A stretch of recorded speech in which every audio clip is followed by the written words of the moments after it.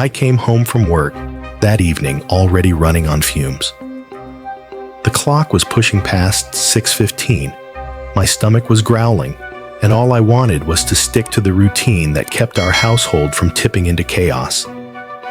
But instead of walking into the smell of dinner cooking, I was met with silence. My in-laws were seated comfortably. My husband wouldn't meet my eyes. His mother, however, had no problem meeting them. She looked at me, her tone laced with disdain, and told me I needed to do my duty as a wife and cook for my family. That was the moment I knew the night was about to go very wrong. Let me back up. My husband and I come from two very different worlds. He grew up in a so-called traditional household. His mother was a stay-at-home mom. His father was the sole provider.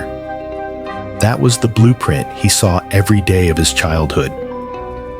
My world was the opposite. My own mother drilled into me from an early age that I should never be financially dependent on a man. She made sure I understood that independence wasn't optional. It was survival. And for the most part, my husband worked hard to unlearn the values that had been passed down to him. He was an engaged father, a present partner, someone who contributed fully at home. Our system worked because we both respected it. Breakfast was my responsibility. Dinner was his. We both cleaned up after ourselves, and with the help of a cleaner who happened to be on vacation that week, we kept things running smoothly. It wasn't perfect, but it was ours. Then my in-laws arrived for a 2-week stay, and everything shifted. They have never liked the fact that I work. They hate that I don't find my sole purpose in being a wife and mother. They hate that my husband does his share of housework. We had words about it years ago, where I set firm boundaries. In my home, I will not be chastised for how I live my life. And when I'm a guest in their home, I follow their ways. To their credit, they'd mostly kept those boundaries, until now. That night, I walked in the door, said quick hellos, and headed upstairs for a fast shower before dinner. By the time I came back down, ready to help set the table, I found nothing. No food, no preparations, just my husband sitting there, unable to meet my gaze, and his mother speaking for him. He hadn't cooked, and she approved of it. I didn't argue. I didn't explain. I simply ordered takeout, enough for me and my kids. I served our plates and sat down at the table. My husband and his parents eventually helped themselves, but the mood was already thick with unspoken tension. And then his mother started in on me. She listed everything she believed was wrong with me. Why I was failing as a wife.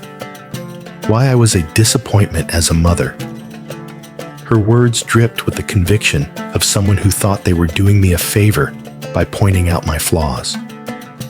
I looked at my husband and asked him if he had anything to say. I needed him to stand up, to cut through the noise, to be the partner I knew him to be. Instead, he sided with her. He said his mother had a point, that it wouldn't hurt if I acted more like a proper woman, that I should take better care of my home and children. And then, as if the knife hadn't twisted deep enough, he added, "Tradition is tradition for a reason. It's insulting that you think you're too good for how I was raised." That was the breaking point. Before I could stop myself, the words left my mouth.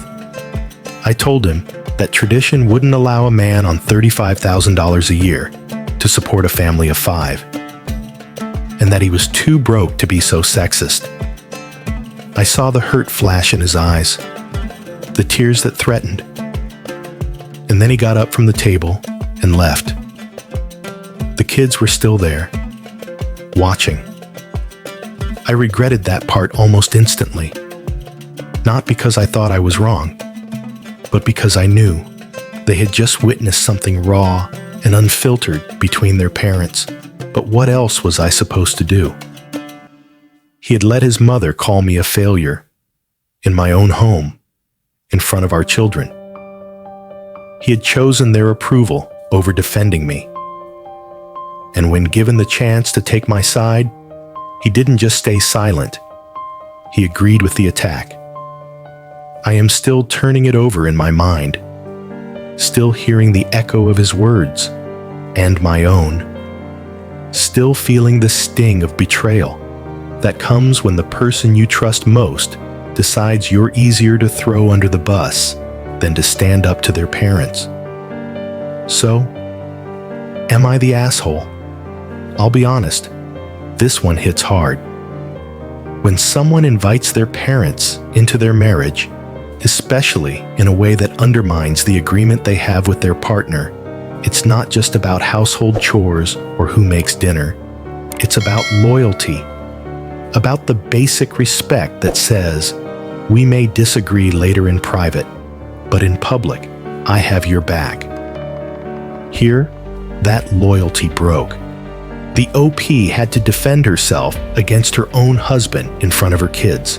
And the truth is, those children needed to see that defense.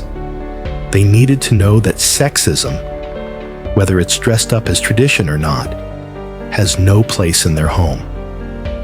The deeper question is this: what happens to a marriage when your partner's default setting, under pressure, is to side against you? Can trust be rebuilt when it's been so openly fractured? If you were in this situation, would you have stayed quiet to keep the peace? Or would you have drawn the line, even if it meant cutting deep? I want to hear from you. How do you navigate loyalty, family influence, and respect in your own relationships? And when the people you love push you to choose, whose side should you take?